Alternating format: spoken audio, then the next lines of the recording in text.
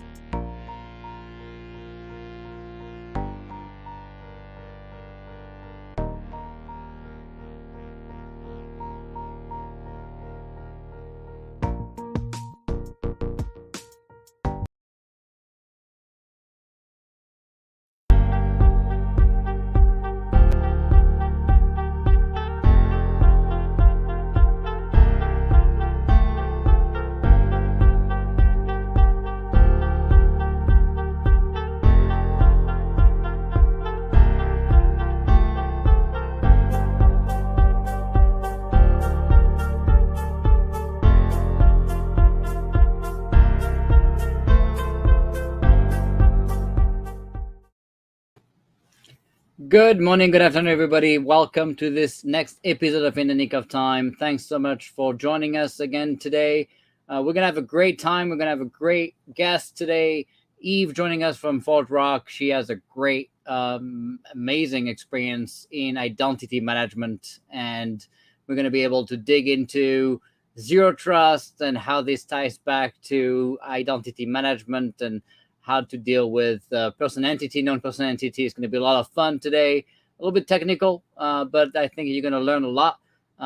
As always, if you have not yet done so, please register to inthenickofTime.tv so you can get notified of the next episode. We have quite a lot of amazing guests. We're pretty much booked until, I believe, September or October. So it's going to be a lot of fun, a lot of great guests that we can do deep dive on different technical subjects and looking at the culture and the leadership. So it's going to be a lot of fun for this next summer. Also, as you can see, we have Eve joining us. And before we bring her on stage, we're going to give you a quick rundown of what she's been able to achieve. She is ForgeRock's CTO. She is really globally recognized as a strategist and innovator and communicator on digital identity, of course, security and privacy, and has a passion for fostering successful ecosystem and individual empowerment. She has 20 plus years of experience innovating and leading in standards such as SAML, User-Managed Access, and has served as Forrester Research security and risk analyst. She leads now ForgeRock's labs team, investigating and prototyping innovative approaches to solving the customer's identity challenges. And good knows the identity is the cornerstone of security. And so that's probably the most challenging and exciting field to be in cyber, alongside the policy enforcement side of the house with Zero Trust. And if you want to follow her, of course, she's on LinkedIn as well. I'm going to bring her in a second. I wanted to remind everybody also to reach out to us if you're interested in getting access to our new Learn with Nick platform we're launching in August 15th for early access. We have only a few number of seats left. We're also going to have a 50% discount for government employees and military personnel. So if you're serving, we want to thank you for your service and going to give you a pretty big discount to get access to the platform. But the early access is free, so you can play with the platform and get to know what we bring to the table. It's gonna be about 45 segments between technical deep dives and culture, acquisition, contracting segments. We have different personas for CIOs, CTOs, CISOs, developers, operation guys, SREs, and so on. So it's pretty cool stuff. And then we're gonna have live events every other week with a live Q&A session. But we're also gonna have a new video every week, every other week. So 1 week we have a video, and 1 week we have a live Q&A session. So always new content. We're gonna have a private community so people can share the lessons learned. And we have so many companies excited to participate. And so you're gonna see Fortune 100, Fortune 500 companies with 300, 400, 500 seats excited to join us. And so there's going to be a lot of great discussions. We have telcos, banks, governments, NATO, and 5i, and of course in the United States. And we have pretty much every field covered in healthcare and retail, and so it's going to be in space companies, a lot of space companies. So everybody's kind of struggling with the same issues, but you also have very specific air gap issues as well. So it's going to be a lot of fun to be able to communicate and share thoughts and solutions in the community. And we're going to do these live events. It's going to be a lot of fun. It's only going to be accessible to the people on the platform. So, you don't need to fear about someone else joining without approval. Of course, we're banning China and Russia and other nations that we don't want to have on the platform. So stay tuned. Launch is August 15th. If you want to be added to the early access list, just shoot us a DM on LinkedIn, so we'll be able to do that. We already have 5,000 seats. It's kind of mind-boggling in 2 days, so it's pretty exciting. All right, so I'm going to bring now the real deal and welcome Eve. Thank you so much for joining us. We're so excited to have you. It's such a pleasure. I'm actually a big fan. I'm a big fan first. So, there's so much you've done, and, people that know you in industry, know that you're not only a down to earth person, and like me, you don't have a big ego. And on top of that, you get stuff done and don't just talk about stuff all day. There's so many people that just talk about things and never do anything. So pretty excited because obviously ForgeRock is an amazing team. The lab teams is also very innovative, thinking outside the box. I'm sure thanks to you and others. But first, I always get started by giving the chance of the guests to give us a little bit about their journey. So we'll let you do that. Certainly. Yeah. So, coming to tech, I maybe took a little bit of a circuitous route. So I'm sort of a little bit of a weird kind of geek because what I studied in university was linguistics, and not ancient languages, not exactly computational linguistics, but generative linguistics, sort of deriving syntax rules. And I think that sort of presaged my later work building markup languages, essentially. So, out of that experience, I was a technical editor for Digital Equipment Corporation, dear departed DEC. And that led me to SGML, the predecessor to XML, which I helped create. And then there started to be this whole new world of markup languages for machine-to-machine communication. So I got to participate in that, helping to create the SAML language. So some in your audience may be familiar with security assertion markup language. Everything was sort of an ML then, not meaning machine learning. And then ultimately that led me to what we now call identity. The I word wasn't in SAML, but it certainly was a part of what we were doing there. And that led to a whole new world really of security and experience, user experience, interoperability, the OAuth stack contributing to that. To becoming an industry analyst. So I did do a lot of talking in those days. And to the world of consumer identity and access management, what we call SIAM now, and then working with ForgeRock, where we help people safely and simply access the connected world. That is what we're here on Earth to do. And I run our innovation labs, which is a lot of fun and I think productive as well. Yeah, no, that's so impressive, and honestly, your background is so so vast, and it's so interesting. I actually didn't know your background in language. It's actually very interesting. I agree. Someone already commented on how unique that is. Obviously, I did not go to college, so I have background in nothing, so it's easy. But it's so exciting to see how diverse, effectively, your background is to lead you to one of the most innovative lab in identity management. That's quite the ride, and you gloss over all the pretty amazing innovations and kind of standards you help create, and it's amazing. The people who has not heard of it, in 2022, after many years. It's just do you feel like when you reflect back then, did you realize how big all this stuff was going to become? I don't think I did. We knew that markup languages and XML would be important. At the time we started working on what we ended up calling SAML, we were doing things like considering, should we use SOAP as a transport? Because SOAP is new. You remember all these days of, SOA and that was yesterday. All right. We stand on the shoulders of giants who worked on, various internet standards and so on. And what I really learned was, you don't know if you're going to succeed or fail with a standard. It turns out to be so important, however, the very notion of standards for doing identity, which has these tendrils into security and experience, right, in the modern era, because you end up having to fling important, sensitive information over the internet. So how do you do it right? And you have to work with people who you're not the boss of to achieve that, people who may be your competitors. So it's a very interesting environment in which to operate. And I learned a lot all along. Yeah, it's a lot of fun. It's also, a lot of relationship building and consensus building. And it's pretty cool because that's how you get stuff done, right? And that's how you imagine it's much like working with all those agencies that, you're not running, but you have to work with. Yes. Oh, even in DoD, we have so many silos and egos. It's I don't even think SecDef is actually running the show. So, it's a lot of there's no egos in identity. So we invite you to come along. We're all here we go. That's going to be easier.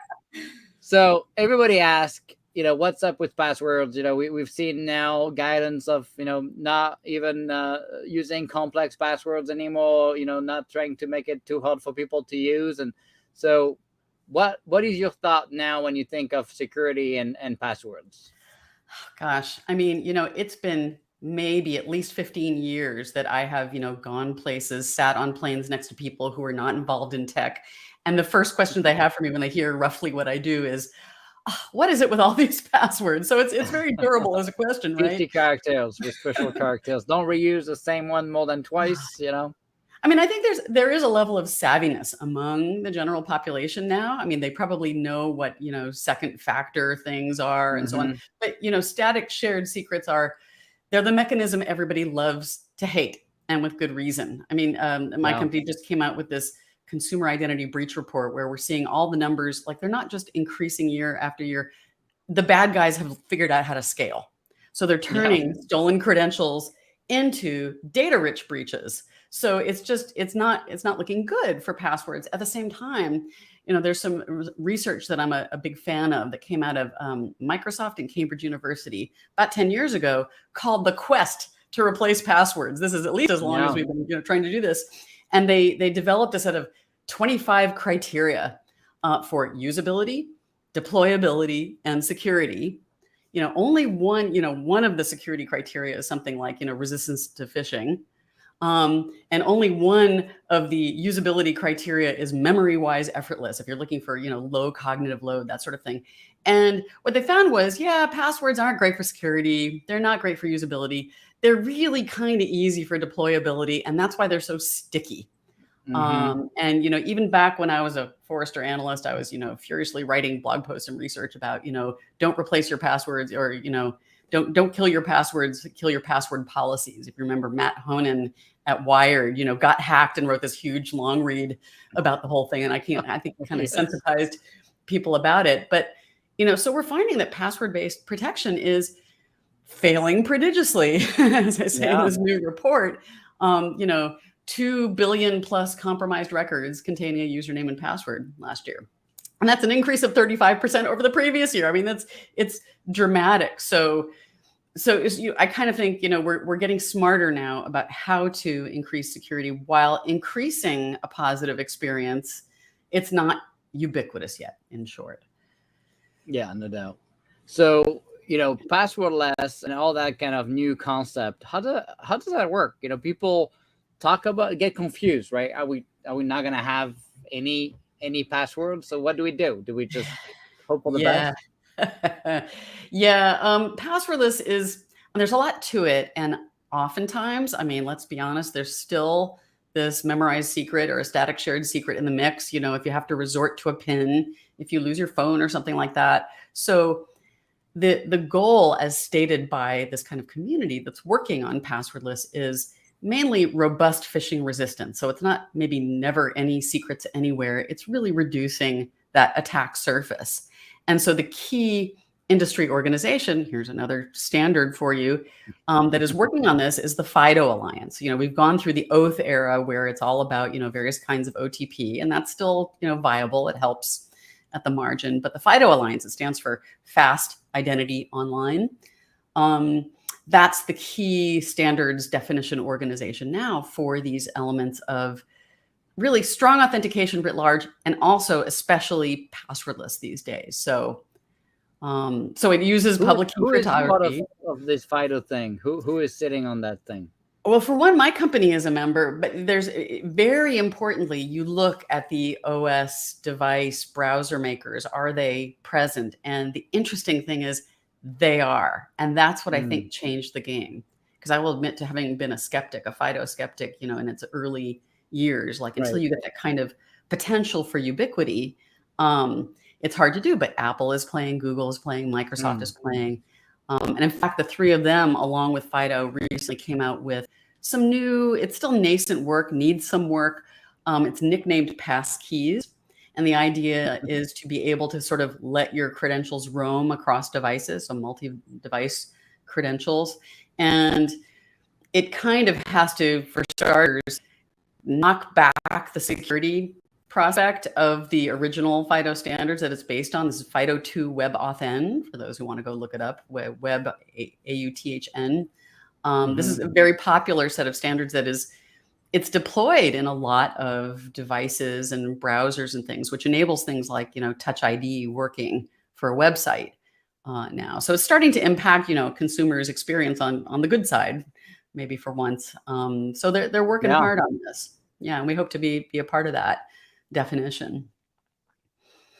So okay, so we're gonna start embracing these concepts. But when you look at all these buzzwords right around zero trust, everybody is pretending to do some pieces or all of the zero trust the magical which doesn't really exist, but you can pretend from it. Identity is obviously a critical pillar of zero trust. How do you see organizations do it right? Gosh, I spend a lot of my time these days, talking with folks about that exact question. I mean, the conversation it's hopping since the executive order.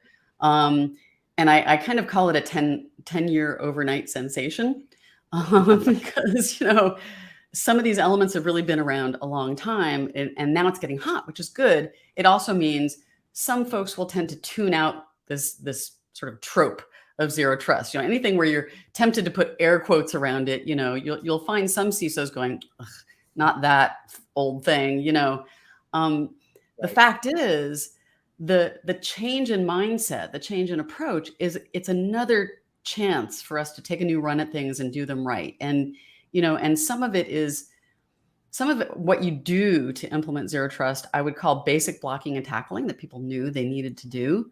The new formalization of it, the new sensitivity to the mindset, I think is really helpful. The same as, people used to know, people used to not have password savvy, and now they're getting password savvy. And it's not because they were forced to take a course, because consumers really can't be forced to take a course the way you can, impose that on employees in your own organization.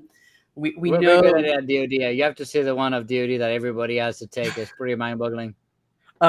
It's, I don't want to wish those on anybody. I was just having a conversation with some folks this morning about being suspicious of those phishing resistance tests, because as my CISO likes to say, we pay people all day long to click on links for a living. And then we go and test, the artificial circumstances of whether they're not clicking on the wrong links. It's weird. If, maybe if you have the right metrics, then you can actually sort of get somewhere around, for example, phishing resistance. If that's the goal, well, maybe that'll open the door to new technologies to do it right. And so that's actually an example of how zero trust isn't a product, isn't something just off the shelf that you put in place and then you're good, as if anything gets adopted right away. It really is this helpful mindset of figuring out, data classification, inventory and classification, and, going for the stuff that's the most valuable first, you being French, I'll make my Maginot line reference, it's, you don't, you don't want to build, lots of security around something to discover somebody could just go boop. So, and that's where we discover that identity, it's not just relevant to this whole proposition, it's critical. Looking at the zero trust architecture from NIST 800-207, I mean, it was very gratifying to see that what it's showing is a model that enables externalizing and unifying your authorization, and externalizing and unifying the representation of the identities. We've had this conversation in the world before with GDPR and particularly European countries, but a lot of folks around the world with the cousins of GDPR going around privacy regulations, that forced a conversation around at least personal data classification, where I've seen the maturity levels be really pretty high in Europe compared to the US. Well, it's coming, and this helps us do it right. Do you think we need something like GDPR here? Maybe not as bloated and cumbersome, but better than nothing. I mean, I think we we really might get don't it. have any protection right now, right? So it's I kind mean, of crazy. I think, you know, there is a federal data privacy bill that is, you know, gaining some steam. So I'll see, we're going to get something. The question is Yeah, whether it's got the right metrics. I mean, right. I recognize the power of regulation to change the conversation. At the same time, so often it's backwards looking. Yeah, or it's And does pushing not. yeah, it's pushing the wrong outcomes, and it creates more bureaucracy than it's solving problems. Yeah, Yeah. Or, you know, I mean, you know, security compliance isn't security, privacy compliance isn't privacy. So, you know, it depends on what your goals are, really. right. Yeah, no Yeah. doubt. So a lot of people asked, you know, what are the different pieces of identity management? When you think of describing it to people, what are the key components of it? So classically, it has been seen, you know, IAM, identity and access management for short, it's been seen as having a component of access management, which is everything runtime, Right. identity management, which is kind of life cycle design time. And there's a part of that that's referred to these days as IGA. So identity governance and administration. And then there's this other part that starts to be a bit more of an adjacency, which is PAM, which is the privileged access management. All that really writ large is what's in the remit of modern IAM. So that's a good question, right? Because we have this PAM concept, right, for elevated privileges and privilege management as a whole.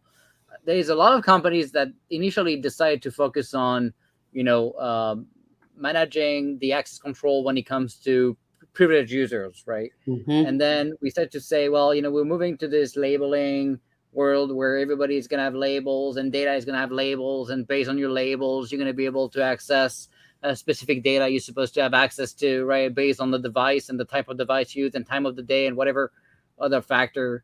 When you think of, you know, kind of the administrative side of the house and the access control, privilege management side of the house, do you still see a need of separating special privileged access users from the normal users, or is it all going to mingle now that everybody's going to have kind of labeling baked in? I think Zero Trust would say, really, you should treat everybody the same and only escalate privilege at the moment you need it in a, you know, contextual and fine-grained and dynamic and adaptive way. And I think that's generally right. And where we see its full flowering is in the cloud, where privileged access management looks a lot like service accounts and just protecting service accounts. However, you know, there's a lot of, you know, I work with a lot of enterprises that are 100 years old, or just they're very large and they have a lot of legacy. That's not too bad compared to DoD. We can do that. Yeah, indeed. You're right.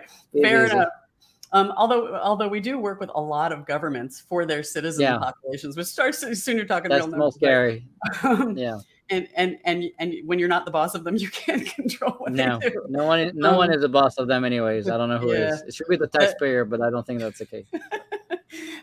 That said, you know, I think, you know, there is a long tail of weird things you have to do in weird circumstances because they're working with legacy or really close to the metal systems. And so I think there is an expression of privileged access management where your techniques have to sort of rise to the occasion of, you know, it's code we don't even know anymore, or, you know, you've got weird shared accounts to databases and, you know, things like that. So I think there is that element of PAM, but a lot of the times I think PAM is starting to be a little bit absorbed into what we would just call, you know, identity management, IGA for the workforce. Yeah, so that's how you would rename it, and it would be everybody, not just privileged access people, but effectively everybody gets more granular access control and labeling and roles, and which is kind of what we had to do in DoD, right? To label data down to the cell level and then label users, and, you know, based on the time of day and whatever other things, the device they use and whatnot, and then they get access to different things.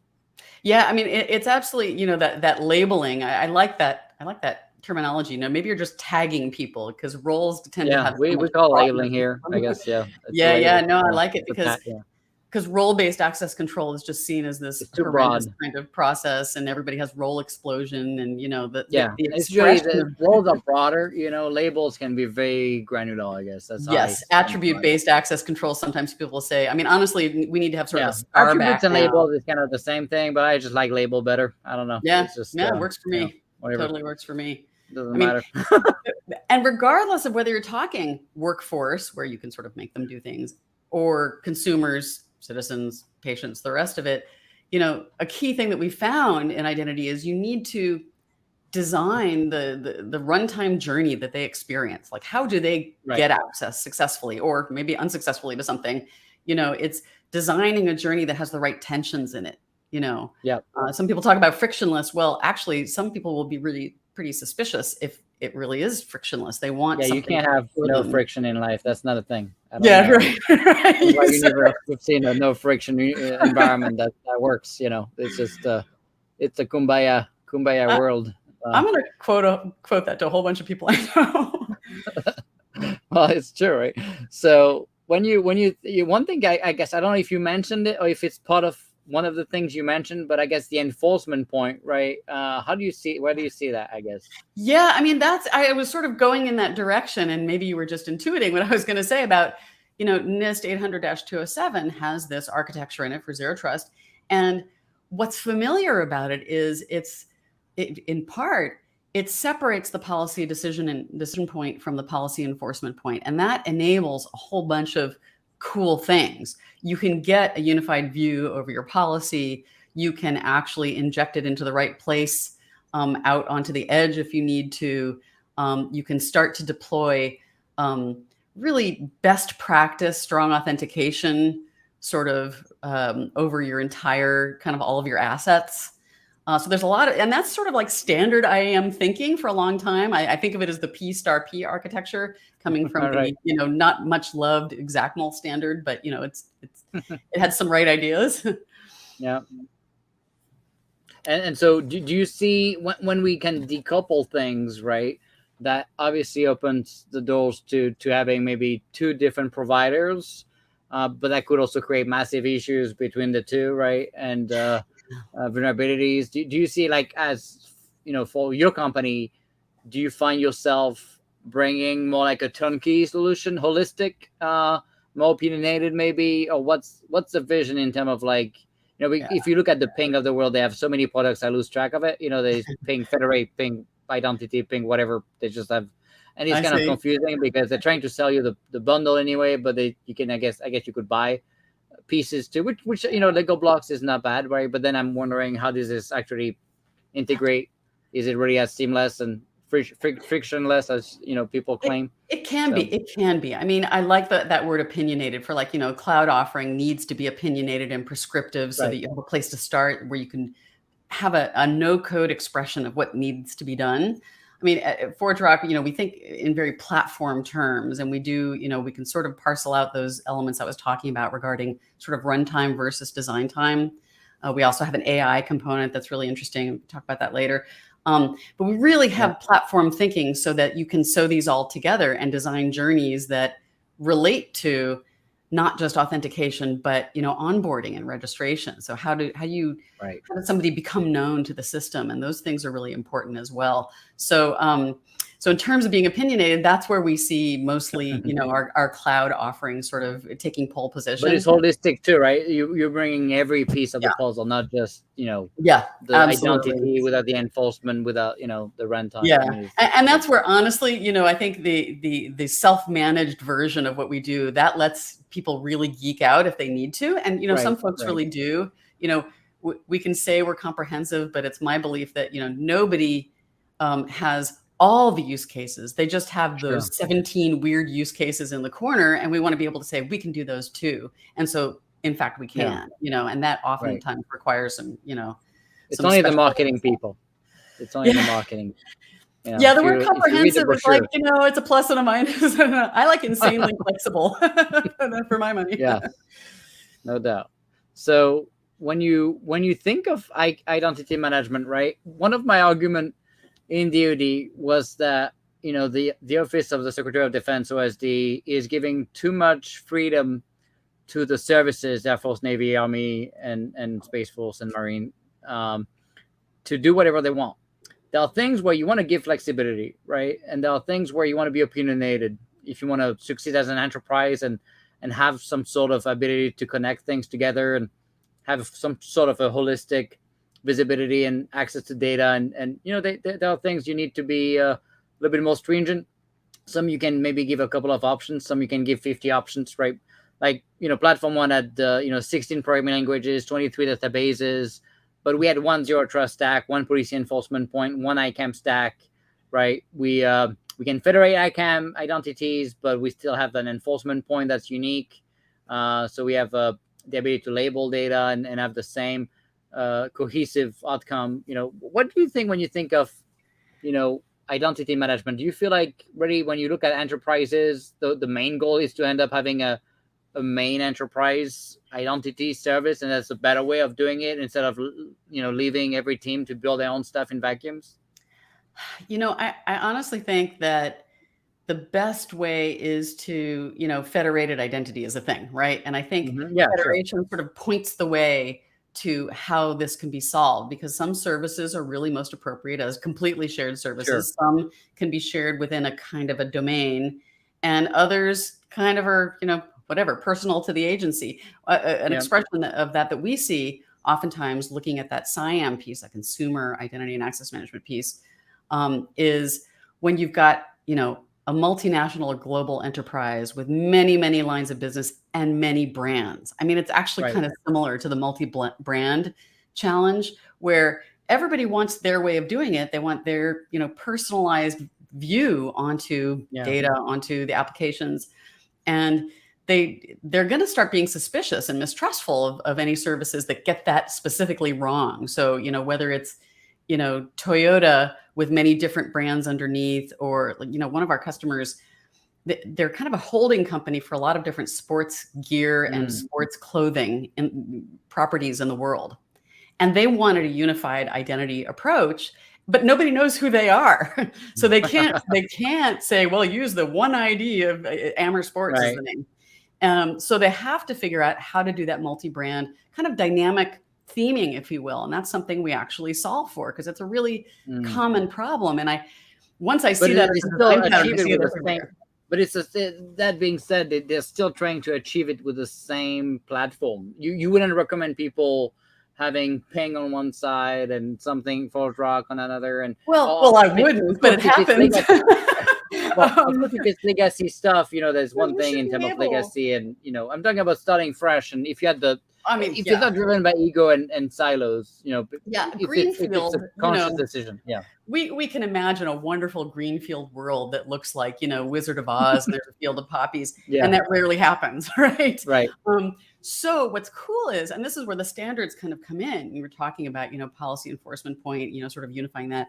Endpoints, API contracts and endpoints are really the key, because the standards have really gotten good enough, I dare say, that it's starting to be really possible that you could put in place these flows that ensure that, you present a standardized interface, others become a relying party on what it is you have to offer. And, I actually believe that setting up the incentives so that some, agency or department or line of business or even partner wants to connect up with you to get what it is you're cooking. Right. So I think that helps. A lot of life that goes wrong is about misaligned incentives. We see it all over the place. And so this is a place where I think it's possible to entice essentially partners. The right behavior. Yeah. The right behavior. Yes. Make the right thing to do be the easiest thing to do. It's easy to say.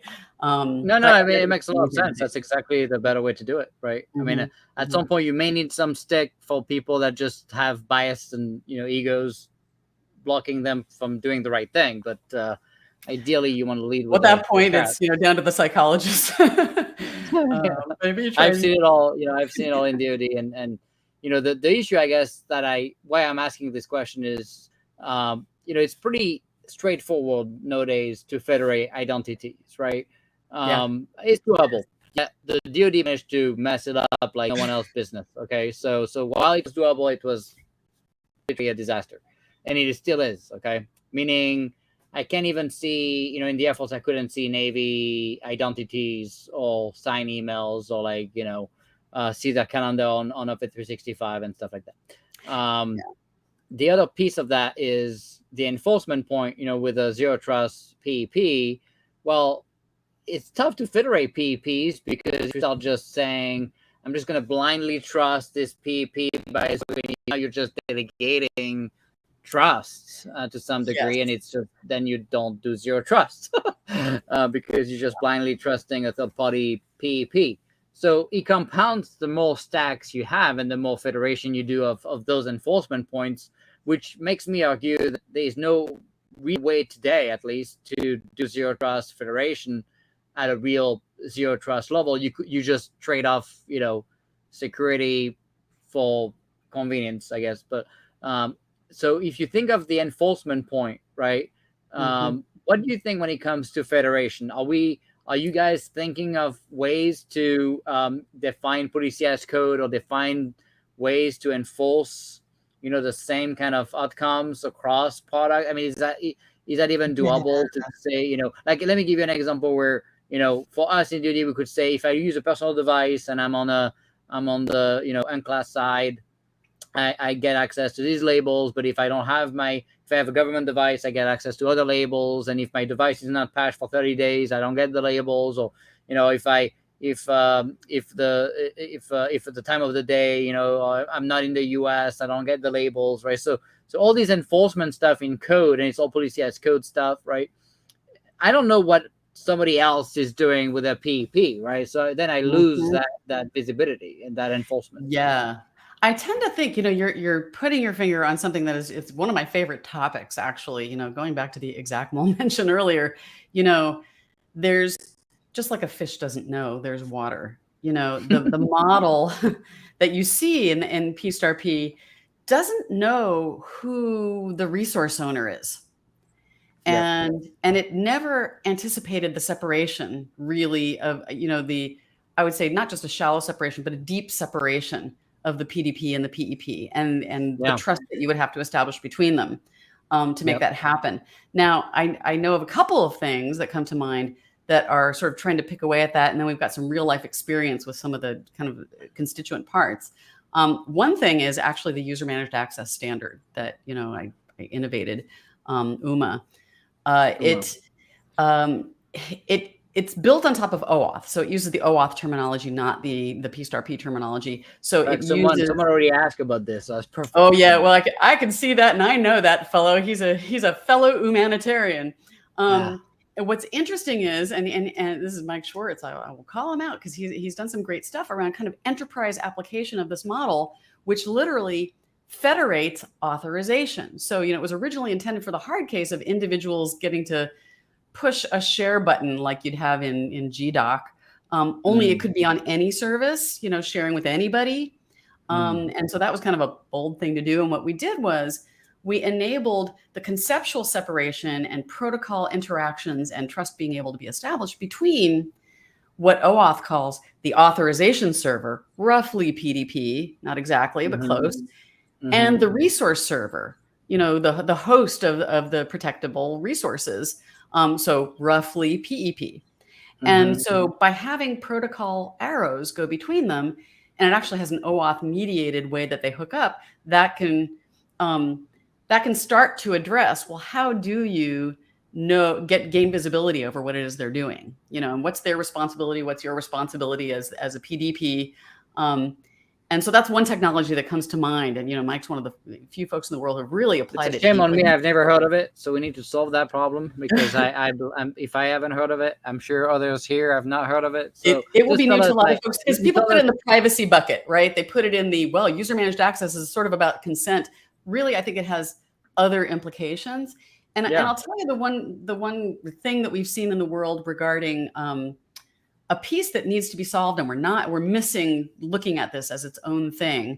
I call it a transparent. Okay, it's not exactly a trend. Nobody's talking about it. It's a transparent, and that is client authentication. So OAuth kind of innovated around being able to give the client application an identity separate from the person wielding it. And that was a real innovation because now it means you're not just impersonating somebody who say, well, give me your login and I'll go act as you, right? Now you can audit that it was this application making the call to the API on your behalf instead of you. That was kind of a big deal that I think people don't realize. And here's where it gets really interesting, because we've now had some years of So experience. it's doing the link between NP and now Yes. it's tracking that relationship. Yeah, it's a non-person entity that gets an identity. It can't take on legal responsibility. You want it to have some ownership by somebody, so that's a whole other conversation. Sure. But when you look at the worlds of the open API movement, open banking, the FHIR API, fast healthcare interoperability resources in the healthcare world, one of the things you find that is the biggest bone of contention is, how do you decide which client applications are okay? Because that's the point of the most risk. The clients tend to be a huge third-party ecosystem. You don't know what developer made this client.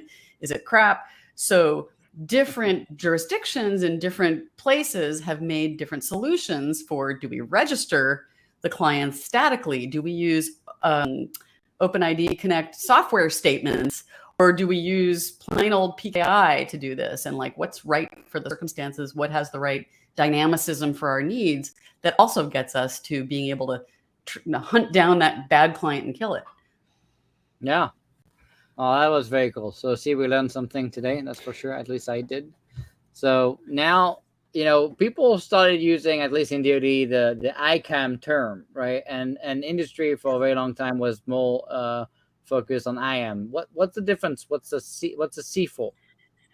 Oh, well, the C, of course, is for credential. And this is where I think, the federal government, it's really innovated and sort of pulled along innovations in the area of identity. You look at NIST 800-63, which originally was about digital authentication. It's grown up, where we expect a Rev 4 soon in draft. And now it's about, digital identity and sort of the full flowering. The federal government perceives this whole space as separating the management of identities from the management of the credentials that tie you to those identities. And I think that's actually an interesting and good idea. And I would say traditionally, to the extent, well, fair enough, if we're in a couple decades, we can say traditionally, IAM, the private sector market hasn't really seen that distinction the way the federal government has. And there's, good reasons for that.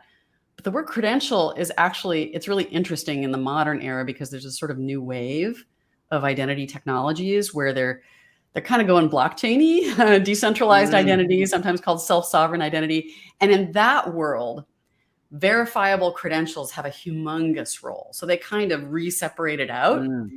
So we were forward-leaning, so far ahead of everybody else. Oh, who knew? The one case. Although we didn't know why, but they just knew, right? It's just, yeah, they foresaw a future. I mean, and it was because of, governmental needs can be different, and maybe need different scale than everybody else, and they can pull some interesting new stuff. So that's happening now, and I think I doubt that the private sector is going to change their language until such time as this decentralized identity, kind of digital wallet, verifiable credentials approach. If that sort of becomes the dominant paradigm, then I think we'll see an interesting alignment with ICAM. Yeah. And someone was asking on Twitter, how many of the customers you interact with still don't use MFA? Oh, a lot of them. I mean, yeah, it really isn't. Is it still a majority, or is it, where are we in terms of percentages? I guess I don't. Yeah, if I don't have percentages, I'm going to say, it's not the preponderance. Maybe we're into 50% is my wild guess. Yeah, and that's despite the fact that the way that we sort of enable folks to adopt a much more fine-grained adaptive approach is through a low-code, no-code approach, where you can design journeys. It would be some sort of administrator that can sort of drag and drop different risk data sources, different consequences. So it's no longer just sort of an authorized deny. You can do things like, they look semi-suspicious, let's go send them to this honeypot and see what happens. Yeah. So there's a lot of things you can do, and it encourages moving up in maturity.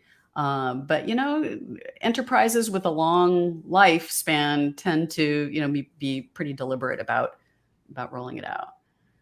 It's kind of, is it rocket science to do this now? I would think it's easier than it's not rocket science. So long. The What's tech the refresh excuse? cycles are getting faster, I mean, we used to talk Yeah, about 3-year cycles, and, now if you're using, SaaS, then it can happen, that doesn't next stick. week, Yeah, tomorrow. So that helps, actually. And I think it's going to accelerate. I really think this is the year of passwordless getting cred. And no pun intended. But, I think really starting to be sedimented into people's thinking and feeling like they can do it, like the best practices are going to start really lining up. Interesting. All right, so already a lot of people asked the question, so I'm going to bring it up anyways. What are the differences between the person entity and non-person entity? And for people that don't know what a non-person entity is, it's usually a robot, a service, a non-human thing. Yeah.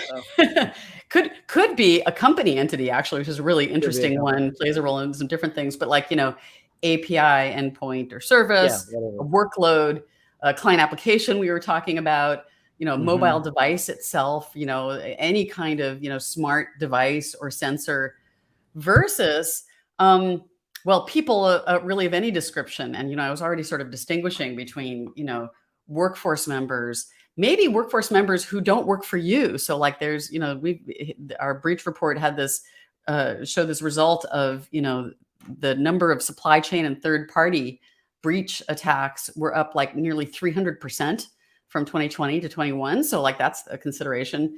Consumer, citizen, patient, student, all the different kind of personas that you can have. So those are the persons. And then there's all the non-persons. I mentioned in the course of talking about that quest to replace passwords research that, there were usability and deployability and security criteria they were looking at. And I kind of, I thought it might be useful to use that same framework to talk about, how the person entity and the non-person entity identity worlds differ. So first and foremost, there's the usability kind of axis. And that's where, people have needs for privacy, and any personal data shared, whether it's, coming from an employee or, a consumer or anything, that matters. Unfortunately, it kind of infects, it infects the non-person world. But, people expect to come to a position of trust with services. And so that's a need that people have that, my phone doesn't inherently. It's an inanimate object. Actually, we're working on a project with a customer where it's about pet owners and veterinarians, caregivers, and the pets. And I can't say they're inanimate objects, but they don't have agency. No, yeah. So user experience and that kind of service trust that they expect is a differentiator between them. Deployability, well, the sheer scale, there's a lot more things than there are people anyway, if you slice it. And because it's not an entity that can have legal responsibility, accountability, you oftentimes have to associate a thing with a human with some identity, and so there's relationships come to the fore in this conversation. And then sometimes, not always, but sometimes there's different tech available. So I'm thinking like the SPIFFE framework, the Secure Production Identity Framework for Everyone. I've always had a problem with that name because it's really about workload identity, but that's okay. It's SPIFFE.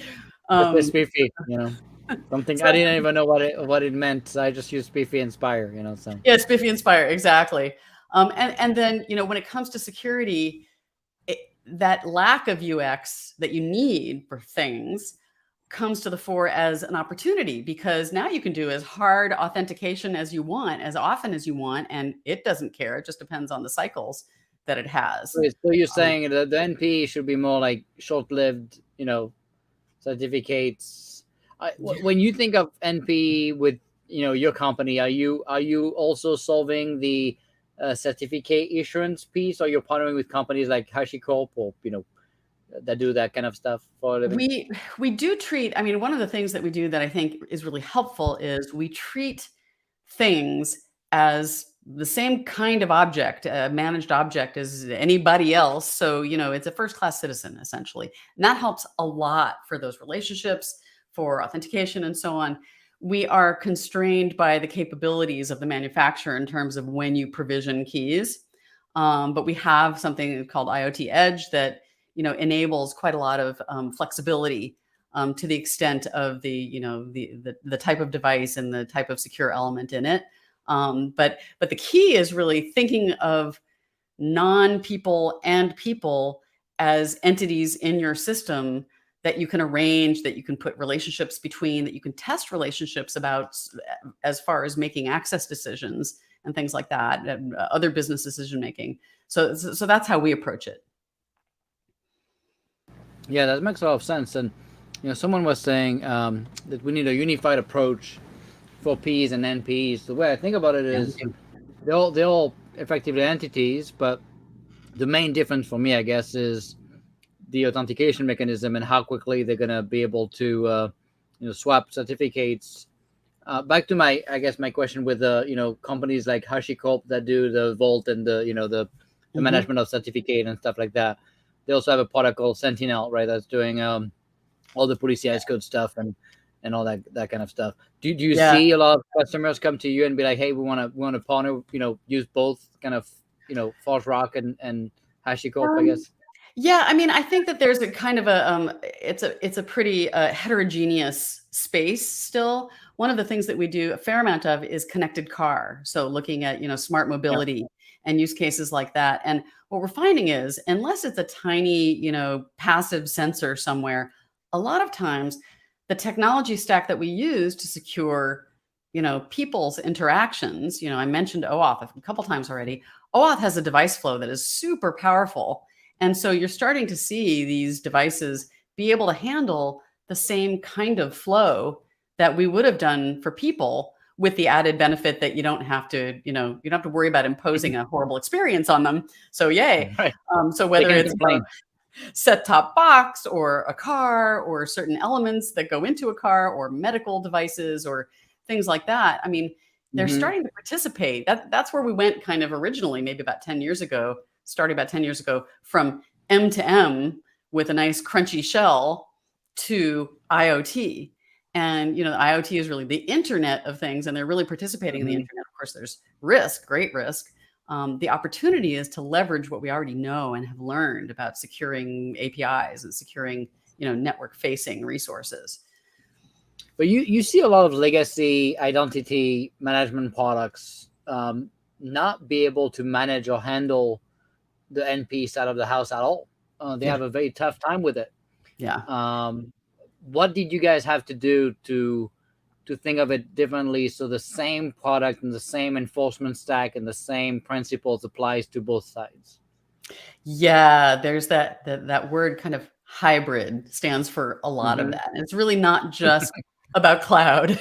It's sort of hybridity of everything, particularly when it's, folks who've been around, they're operating with systems that have been running in some fashion or another for many decades.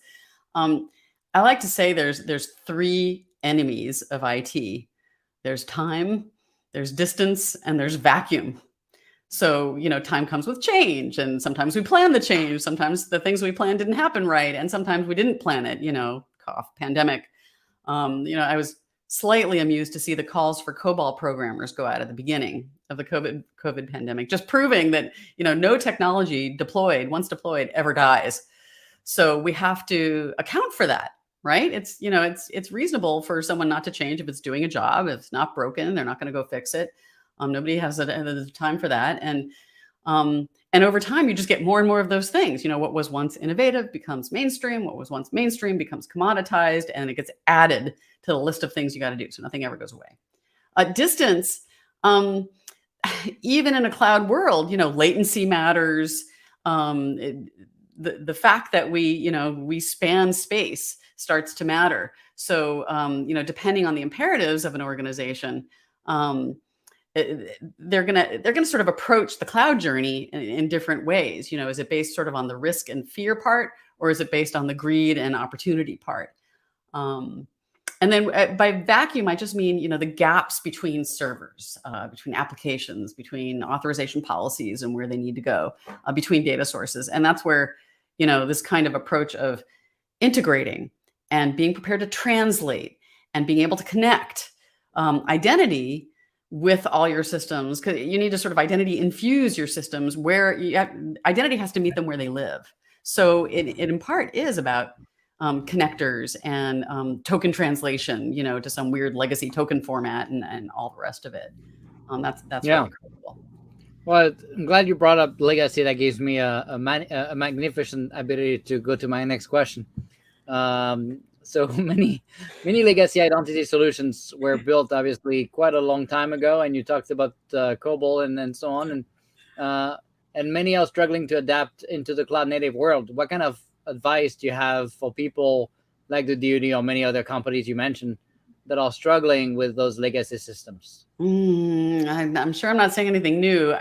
My thoughts on this are simulate greenfield as much as you can. So, shim APIs are great technology that sort of force you to contend with what you have on the back end, and then trying to commit to the usage of all those standards that I was talking about. Having robustly protocol mediated communications gives you a kind of accountability, on top of that shim if need be. This is, very frequent occurrence. That ensures that you're doing things right and lets you take the time to move the back end to a place of greater maturity if necessary, or to retire elements of it. There's actually, I've been noticing over the last 10 years or so, there's this huge ecosystem of kind of like OAuth based flows and custom access tokens out there. And it shows how generative that standard stack really is. So as to enable you to kind of move at the pace that you can sustain. And in that case, if you're doing that, then token translation really becomes a linchpin. And there's, standards around token translation, but then you got to figure out the semantics of what you need to translate into what.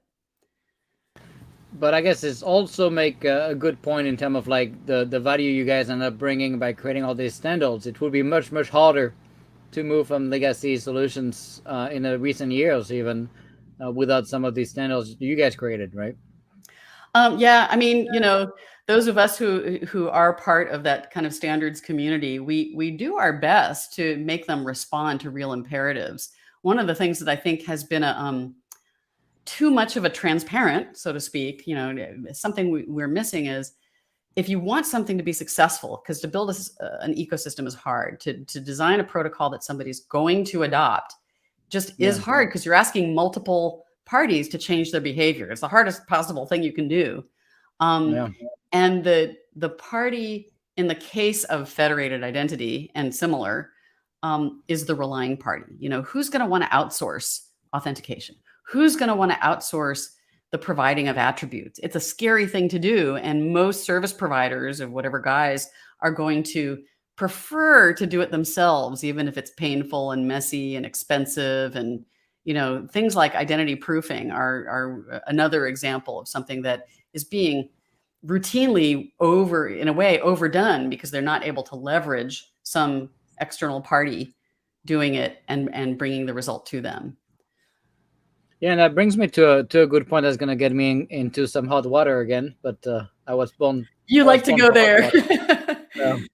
When you look at the recent breach of Okta, right, with 2.5% of the customer allegedly, I don't know if that's true or not, but breached, right, and it took Okta pretty much 4 months to tell the customers, right. My reaction to this, particularly as in the government, would be to say, well, hosting your identity management stack on a SaaS multi-tenant environment is probably a massive risk. I love SaaS as much as everybody else, but I think for some things, the multi-tenancy aspect of it is pretty scary, right? Because you become a massive target, and I mean, we're already a massive target, but the fact is now you're inheriting a lot of additional headaches that you probably don't want to have. So what's your take, for larger, small organization? I get it, right? They want the simplified access to identity management, and I get it, right? But for big organizations, do you see people being okay with hosting it as a SaaS service, multi-tenant service? Or what would you do if you were in charge of DoD tomorrow and you need to migrate 4 million identities into a stack? Do you put that on the SaaS service, or you put in a DoD cloud, commercial cloud, not crazy nonsense, but you host it yourself?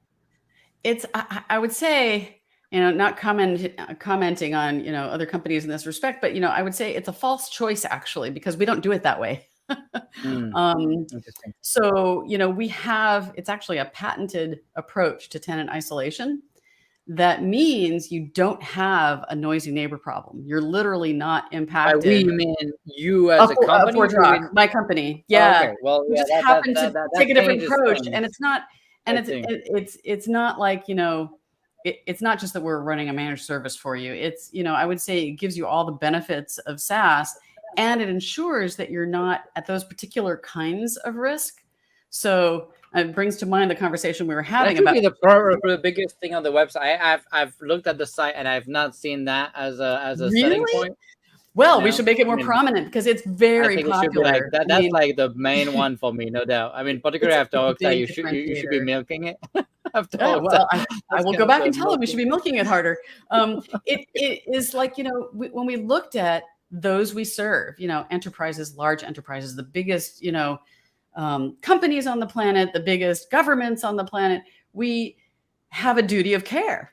And so we had to figure out how to do something a little new. And we figured Mm, it out. And that actually gives some really interesting, neat benefits. At the same time, deployment goes kind of the way you would expect a classic SaaS deployment to go. So, and it has those opinionated choices sort of baked in with the ability to sort of drop down into, the pro code kind of level, with scripting and with bringing in, third-party solutions and things like that. So that's what I would say is, don't settle for being exposed to, being your brother's keeper sort of, is not entirely necessary. interesting, but assuming they don't pick you because they were stupid and went somewhere else. People have all What kinds would of you? reasons for, their list of requirements are weird and wonderful. Yeah, something happened, right? What would you think about? I mean, would you, if you're the DoD and you're talking about weapons and people can die, right?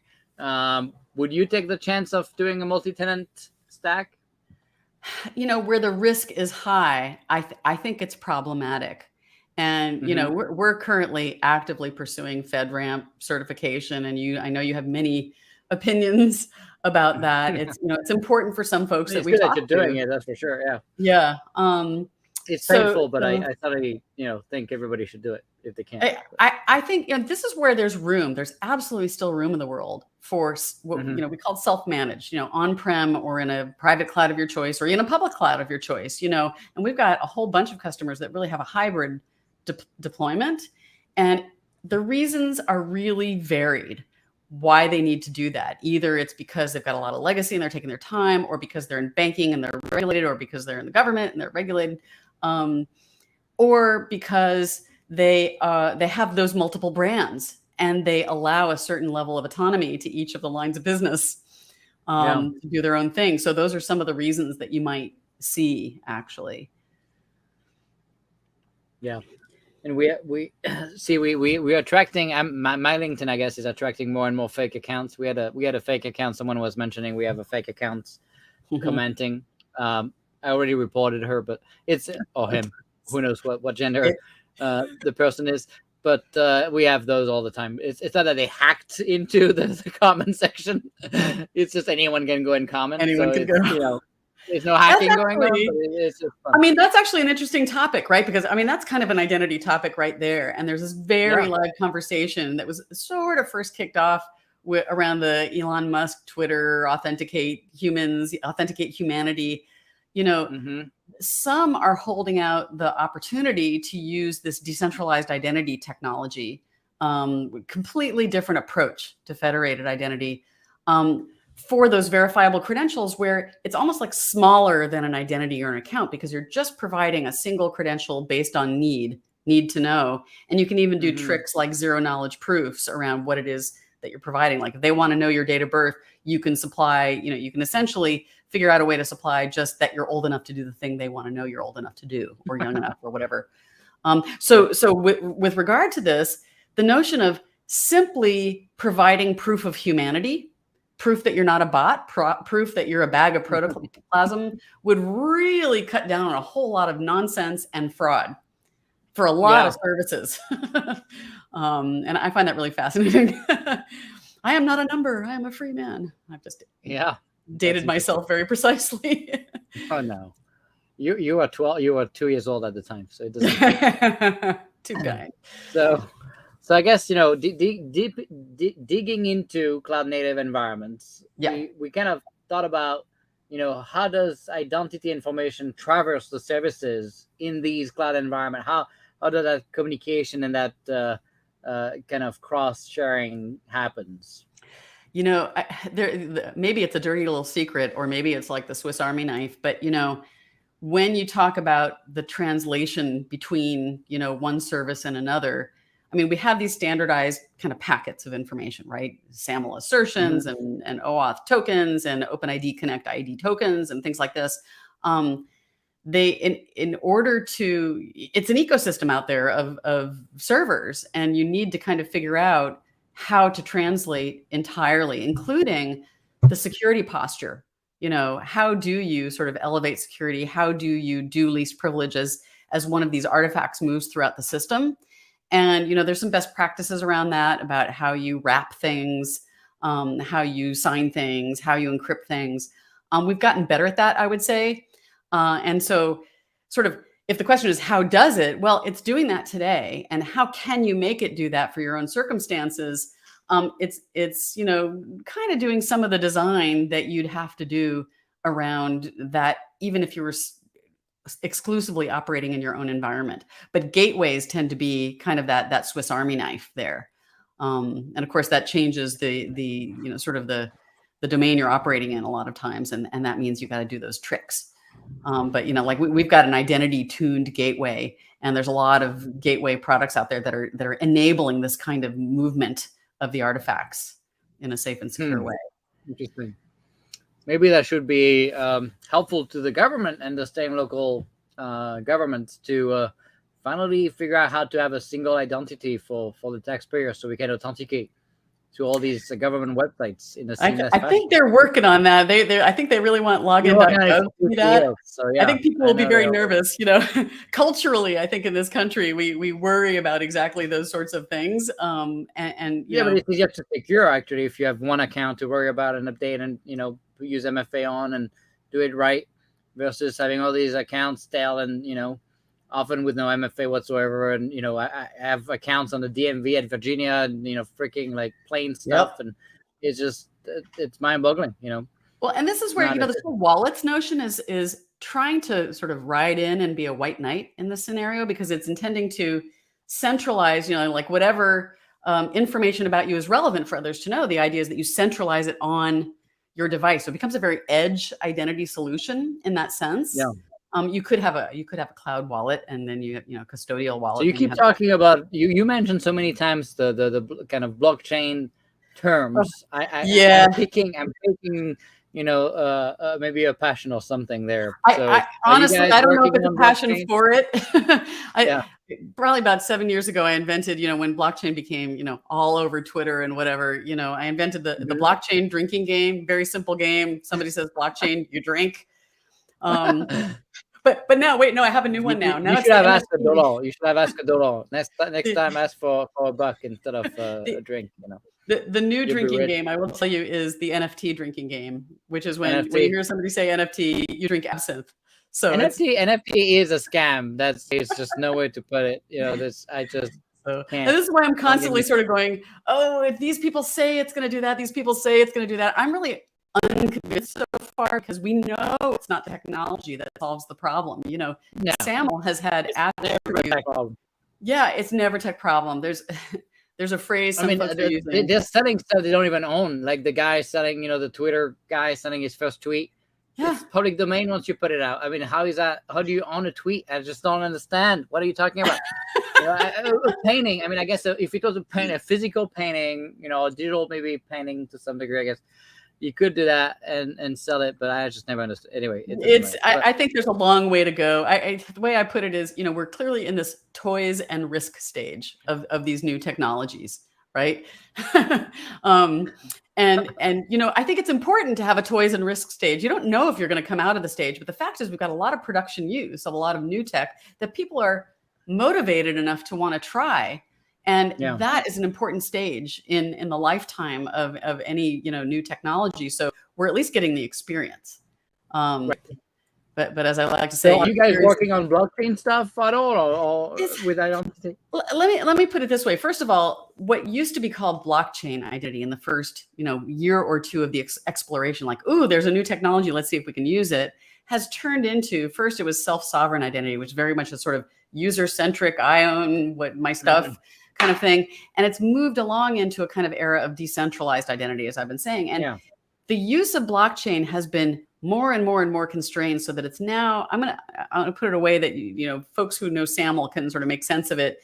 It's kind of the IDP metadata, if you will, of that world.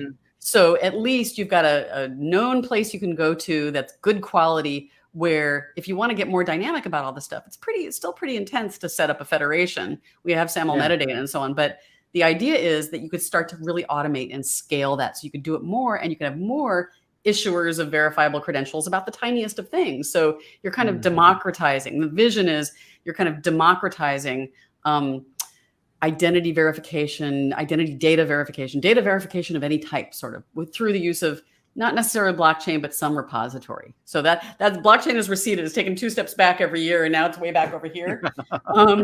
And Mike, I guess Mike is right too when we say, NFT is not a scam. It's going to be very useful. It's an immutable reference to a contract metadata. Tons of interesting applications for this. That's true, except most of the time it's not used like that, and it is a scam. Yeah. So the world of pixelated apes is not very. Right. So I know uses. I don't even know. People talk about Web3 applications. I don't know what that means, because I have no clue. What 3 is? It just more fancy than 2, and why? What's the difference? Haven't you heard we're up to Web 5 now? They skipped 4. We're on to 5. We just come up with terms to raise money. I mean, it's a VC scam. I don't know, but NFT, NFT could have great use, right? I think it's the way it's being used now, and in the masses, not the exceptions, but the volume, I think, is where people are losing me. So they understand the notion of the contract aspect, and people started with. I mean, I was a very early investor of Ethereum, so I get that. But anyway, all right, let's move back to our topic, which is now security versus privacy. What is the balance? Because that's been my biggest. It's not just security versus privacy; it's also maybe security versus privacy versus innovation, and moving at the pace of relevance and not being stuck in time. So, what are your thoughts? Yeah, I mean, it is an age-old question, and I actually think we need to unask that question as such, and think of what the right question is. And I'll tell you why I say that. I see modern data privacy as kind of a pyramid, where we understand data protection needs to be at the bottom. And that's kind of like the don't accidentally let the data out approach. And, cybersecurity shares that with that element of data privacy. And data privacy, of course, is a big part of privacy writ large these days. And in that space, we've got a lot of things that, overlap in their application to kind of both problem spaces. We've got, strong authentication. We've been talking about encryption and hashing, and the P*P architecture kind of has elements of both. And then on top of that element of the pyramid, we've got the next element, which is data transparency. And I think that one's pretty unique. It's we like auditability of security, so it's a little similar. But telling people what we want to know about them, telling people what we do know about them, showing them the terms and conditions has become really important for establishing, why somebody should work with us. At the tippy top of this modern data privacy pyramid is data control. So protection, transparency, control. And this is where it gets really interesting, because that is such a close analog for all the access controls that we try to do in the enterprise. Only we need to scale them to individual people being able to do them, right? In fact, I was talking about user-managed access, the standard earlier, UMA, and it's kind of like web access management for people. That was the sort of the original concept. So the only place where security, as we understand it, and privacy are in tension, I think, is where personal data is used and needed for security purposes. And so, where we usually find the clash is that business models want more data. And to solve that, you just need to align incentives better, not just. It's a really big thing to do, but it's about incentive alignment with the business. There's, the business manager, the VP of whatever, brand that says, we need this data because we want to advertise to these people in a very valuable way, or, we want to personalize services in a way that we hope won't be creepy, but we'll see. But the only place where I think the tension really truly exists is where you're wanting to scrape together as much data as possible to do a better job of security and fraud, mitigation. And I see a lot of what you could call privacy tech in that area that's looking to reduce the reliance on personal data. So I'll stop there and see what you think. Yeah, I mean, you're spot on. I think it's a complex balance, right? People always jump to conclusions. It's always about people focus on privacy will say, well, we should really focus on privacy, and people in security forget about user experience and other reasons. Just like someone said in the chat earlier that the waste and the attack surface should be the only priority. That's just not a good valid answer, right? Because if you have a shitty user experience, I'm pretty sure it's not going to work. So you can be very secure and have a very small attack surface of 0 and have no device, and you're very you have no business. Yeah, you're reminding me of the Twitter handle shit user story. I told you exactly. A recent one of their user stories was, as a user, I want mandatory MFA so that I can be protected from a seamless experience. It's like, oh yeah, I've been there. Yeah, so it's a balance, right? And it cannot, the issue is when we spend too much time personally in a specific field, we tend to just, start thinking that the other side is not important and the other side of the balance. And I've seen it, with, because I'm a software guy and a cyber guy, I've seen it also with cyber guys and the software developer experience, or the velocity versus the operation guys trying to keep, the environment stable. And in fact, I just did a video for my Learn with Nick platform about, site reliability engineering and how to balance and really have the same goal between the operation guys and the development teams, and how to agree to, the right service level indicators and objectives and agreements, and how to make sure we all work for the same outcome, despite having our own personal, smaller outcomes, so it's just interesting. So yeah, I think that's the only way to solve the problem really persistently and robustly and deeply is to align those incentives. And it takes harder work to do that, but I think, it's always worth it. Yeah, no doubt. So what is the role of DEAR? So we talk about all the buzzwords, right? So we have to check all of them. So we talk about blockchain, we talk about NFT. So now we have to talk about AIML. And what is the benefit of AIML to help assess your risk when it comes to identity management? You should start publishing a buzzword bingo card before each one of these sessions. I have all of them. All of them. So first and foremost, I talked a little bit about IGA, identity governance and administration, that element that is applied primarily to workforces and maybe the extended workforce, partners. Administration is really, that's the lifecycle management, provisioning, deprovisioning for the right reasons in the right way. And the governance part is about the accountability. So, just making sure that you can defend access entitlements to auditors ultimately. But the reality is, this isn't going so well, right? We talked a little bit about, role explosion and using role-based access. And, I looked up the average cost of a data breach in the US. It was up 16% last year versus the year before. So, $9.5 million on average needs to be spent to remediate a breach. So IGA, I think, is seeing a lot of failures. We have poor visibility into access risk, and access certification becomes kind of like that checkbox. And, access approvals become a checkbox by a different person. And so when you look at these problems with workforce identity, you start thinking, well, this kind of could be a big data problem. We got users, we got attributes, we got roles, we got entitlements, you got entitlement assignments. So a solution leveraging all of that can help you sort of go finer grained is to get more autonomous. It's to leverage AI technology to get the better insights, to do a better job, and maybe ultimately automate.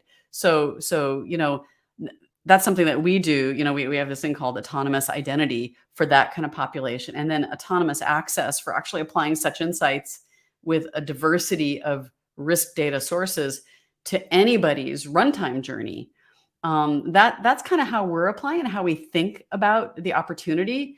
It's like dumb tools are really annoying and they're insecure and, meaning kind of coarse-grained, giving too much access or giving too little access at the point of need. It sort of brings operational risk and market risk together in focus. And that's something that AI can actually help with. Yeah, no doubt. And when you think of the use of AI today, obviously we're still learning a lot about AI compared to what we're going to be doing in 50 years, I'm sure. When you look at the use of AI, is it still pretty much in infancy? When you look at the behavior side of AI and machine learning, do you still feel like you're starting to get a little bit stronger there, or what's the status of maturity, I guess, of AI in ICAM? I'm going to say it is currently, it goes deep in a couple of spots. It's not yet broad. And, where we come out on this is just believing in, intelligent automation to enhance safety and simplicity across the connected world. And so I think there's a huge number of opportunities still to be exploited. I think they have to be done with an understanding that AI kind of has a trust problem. And so that's got to be taken into account from the get-go. Like explainability is, it's a constraining choice. It's a choice that we've made to ensure that it isn't a complete black box. There's some exciting research going on in this area to help broaden the opportunities and choices there. Yeah, we last episode we actually had a great discussion with an AI company on some of the risks and some of the stuff to pay attention to when it comes to AI. That was I actually learned a lot. I honestly don't always learn a lot on my show because I'm so smart and stuff. So, you know too much. Right, no, but really, I learned not only with you today, but also last time on the AI discussion a lot more, and I actually changed my mind on a couple of things. It takes a lot to change my mind, so it's good. All right, I have, of course, one last buzzword before we take questions from the public. The last one, obviously, is edge. What would we do without edge? So what is different when it comes to your edge deployments for your customer and when it comes to identity? And of course, I guess you're dealing also with more volume of NP and stuff like that. But yeah, I mean, whether you're talking about a bomber or, a car that's wandered into a no cell service area or, whatever it might be, I was talking about things. It's important to treat things as first-class citizens, and that actually helps because you start to gain the benefits of everything else you would do around identity and access. But it's really, the whole chip to cloud kind of journey for anything that's living out there at the edge is important to secure. So, we might have an end user in the picture. We understand that. We have an application in the picture. They may, have an account with that application. We kind of got our arms around that. And then you get to the gateways that I was talking about. I mean, there's so many ways in which gateways are kind of the glue holding everything together to whatever that end node is, and the opportunity to leverage whatever secure element there might be, whatever hardware security module there may be. It's important to start having sort of robust attestation of whatever it is that you're talking to. So kind of starting from square one with the thing that is out there at the edge. Disconnection is a reality for some of our customers, and the use cases run to things like cruise ships that are out in international waters and might or might not have a satellite feed at the moment. Right. So it's edge also air gapped or is disconnected or intermittent. Right. Like we do all that in duty all day. So that's exactly right. Yeah. You've got folks out, in various kinds of field. So but I was talking maybe more than I intended to about the decentralized identity kind of universe, but that's kind of an edge approach to identity that is interesting to think about and maybe work on. Could that have a role in edge everything else, devices and applications and things that are running in these environments. So honestly, I think, what's different besides potential for disconnection, potential, constrained ability to process things. Also, maybe the biggest thing and the most famous old thing is getting out of date with what the reality is on the ground for policies, provisioning, deprovisioning, things like that. So those are the things that come to mind. And I said time, distance, and vacuum, and to a certain extent, these are distance problems. Yeah, for us, we have, I guess, all the special CPUs, right? So non-x86 chips that complexify also the software that's running on these platforms, and so we have to support real-time operating systems, and makes it a little bit harder, to do that at the edge. So. Yeah, there's greater variety. There's simply greater variety. It's a species of the problem when you have kind of a large third-party ecosystem out there connecting to you. So, yeah, you can't make the problem go away. You can push the air bubble under the wallpaper around, though.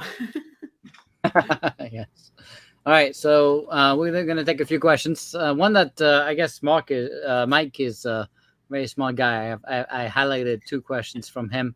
One we kind of quickly talked about, but you didn't answer the specific question about do you see UME use cases in the federal government, specific DoD maybe, and if so, what would they be? Yeah, I do, and I started to go down that road. We had and Mike is one of the humanitarians. He's had a lot to do with it. We had started solving problems for individuals and for individual scale, which is very hard scale because there's so many people that you're not the boss of. When it comes to DoD, I think, your question about PDP, PEP separation put, the pin right into it. I think it has that opportunity because it's actually the only standard I know that sort of has a robust model of putting together those two kind of roles in a way that is loosely coupled but highly alignable. So that's where I see, sort of enterprise delegation of anything to anybody, delegation of authorization, delegation of access. That's the possibility where the resource owner is, an agency itself. We do see that use case where, the resource server, the host of the resources, is the resource owner, which, OAuth didn't contemplate, UMA did contemplate. So that's how I'd answer that one. That's good. I like it. I need to learn more about UMA, so if you could send me stuff, because I really never heard of it, and I love to push it in the government. So awesome. All right. So then Mike has another question too about all innovations in decentralized identity going to impact the federal level DoD space. Isn't the X509 already decentralized? Oh, I mean, there are folks who are working on that right now, actually. So we're members of ATARC, which is a place where some of this is being pursued as an inquiry. And in the guise, X509 is as decentralized as what you're talking about. Yeah, I mean, there's DPKI, which maybe puts the lie to X509 being decentralized itself. And methods of revocation are really interesting to me, actually. I'll spend a second talking about this because, there's a mechanism in PKI for revocation. I'm just going to put the question out there. How well does it work? And I have questions about how it's going to work in a decentralized identity world that we're positing, because yes, let's say you share a credential. Let's say it's a certification that I am qualified and approved to work on a particular sensitive device or system out in the field. And it expires. And it could be deprovisioned. And you might use this revocation mechanism to sort of take away that credential. Are the systems that are going to be consuming this credential information, are they going to be capable in that edge sense we just talked about of actually doing that? Or are we going to have a kind of perverse incentives world where there's more copies than ever of that particular attribute, and it's really not practically possible to revoke it? These are some of the things I worry about when it comes to this new technology. The tech is there. We just don't know how it's going to work in the world of weird incentives. But there are a lot of folks working on, in particular, the decentralized identity-ish area of mobile driver's licenses. So that's state level, and there's questions, there's like an active inquiry at the federal level going on about how to make them all interoperate. So, Nick, you were sort of saying, oh, I'm going to have an app for this state, an app for that state, and an app for the other state. What is that all going to mean in practice? And again, it's sort of being worked on. So I think they will impact the federal space. I think PIV cards probably aren't going away for a really, really long time. It's actually worse than per state. It's per agency per state, right? So it's just it's mind-boggling. All right, so we have a question from Donald about what about data trusts? Data trusts are really interesting. I'm hoping to visit my friend in the UK soon who specializes in data trusts. So, it's the opportunity to basically have a trust framework over a data sharing agreement. And getting good data is really important for making good decisions. Kind of the signals to decisions pipeline is kind of what identity is there for. It's to help you do that for access, right? And so I think the making it possible to scale the availability of huge sets of data in a safe way is an opportunity that we have. The world now has in the identity world, there's kind of a lot of efforts to work on trust frameworks, basically the contractual elements that allow folks to do the federated thing together or do the data sharing together. And so they're kind of a species of how you could do a data trust. And just going by how many of those we have, dozens upon dozens in the world. Canada has one, New Zealand has one, and the US has several because there's one for healthcare. And, so are they working well for us yet? I know I'm not answering the exact question. I would say there's not yet proof that we figured out how to scale that. But there is some really interesting work among the .orgs of the world around data trust specifically that I think is promising. Yeah, no doubt. This is all very exciting because I think that's where we need to focus and address some of these issues. So, yeah, no doubt. Yeah, I'm looking at the comments going along, and there's a lot of people expressing doubt about things I have doubt about as well. So we agree anyway. Whatever that's worth. So we always do. First, I wanted to thank you for taking the time. This was great. We learned so much today. I think it was one of the best sessions we had in 8 months. So wanted to thank you. Very kind. I always give the guests the last words before I let everybody go. So I'm gonna give that to you in a second. First, I want to tell people who the next guest will be next week on Tuesday, August 2nd, the day before my birthday. So David Wheeler, dear David, coming from the Linux Foundation, will be with us to talk about open source supply chain security and the work being done by the OpenSSF on supply chain and with the White House and all that good stuff, and SBOM, software bill of materials, and all that good stuff. So if you want to join us next Tuesday to talk about supply chain risks, that's going to be a great guest. He's awesome. He has COVID, poor guy right now, so hopefully he's going to be feeling better. If not, he has to come to the show anyways. I told him, so I don't care. Hey, virtual. So yeah. It take a bunch of vitamins, but over to you now for the last words. Yeah, I guess I'll just say, I've been talking a little bit about this data we have available, some reports we have available, the Consumer Identity Breach Report. One of the things that we like to do where I am is, with our vision, invite you to imagine a world where we never log in again. And that requires a whole bunch of new thinking about going fine-grained, concentrating on experience with the twin foundation of security. And it's all to be able to help people safely and simply access the connected world, because we do have to scale this, because the bad guys are scaling this. So, this is completely doable. So I'll invite you to, join me over at ForgeRock.com to check out some of the resources that we've been advertising here in the crawl. And please feel free to connect with me on LinkedIn. Just let me know you were watching the program. Well, thanks so much. It was a great episode. We'll see you soon, hopefully, and everybody in the meantime, stay safe, healthy, and keep fighting the good fight. So our kids have a fighting chance at winning against China 20 years from now. Thanks, everyone. Here, thanks. Bye.